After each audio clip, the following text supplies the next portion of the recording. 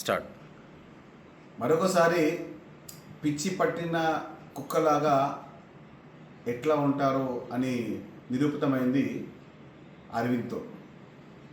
ఈ ధర్మపురి అరవింద్ గతంలో ఎన్నిసార్లు మాట్లాడినా నాకు అనిపించేది ఒక 50% మెంటల్ అనిపించింది.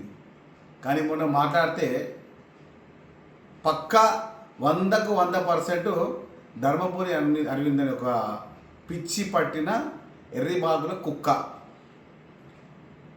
ధర్మపురి శ్రీనివాస్ గారిని కాంగ్రెస్ పార్టీ ఎప్పుడు మర్చిపోలేదు.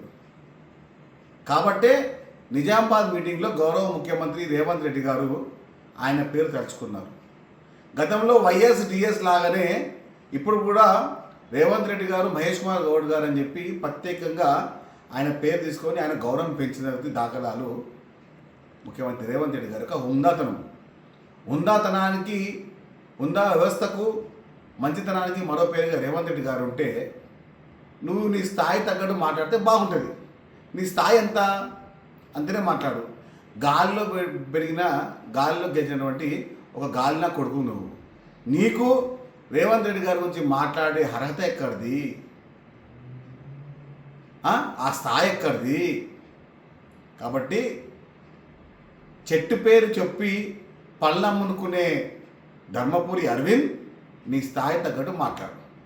ఆ స్థాయి తగ్గట్టు మాట్లాడకపోతే నీ స్థాయిని మేము గుర్తిస్తూ ఉంటాము, అది నువ్వు మర్చిపోలేవు. కాబట్టి ఎంత ఉంటేనే అంతనే మాట్లాడు. కాబట్టి ఒకటే ముచ్చట ఒకటే మాట, మరొకసారి రేవంత్ రెడ్డి గారి గురించి మాట్లాడినా, ఆయన గురించి పల్లెత్తు మాట బయటికి తీసినా ఇక నీ గుండు పగిలిపోద్ది. దీనికన్నా పెద్ద ముచ్చట లేదు. కాబట్టి ఒక స్థాయిగా మాట్లాడు. మా నోరు బయటికి వస్తే మీరు అదుపులో పొదుపులో ఉండలేరు. కాబట్టి మీ మాటని అదుపులో పలుకులు పొదుపులో పెట్టుకొని మాట్లాడండి. రేవంత్ రెడ్డి గారి గురించి పల్లెత్తు మాట మాట్లాడితే 36 పనులు బయటకు వస్తాయి. అసలైన తొలి వెలుగు. ఫాలో వాట్సాప్ @తొలి వెలుగు అఫీషియల్.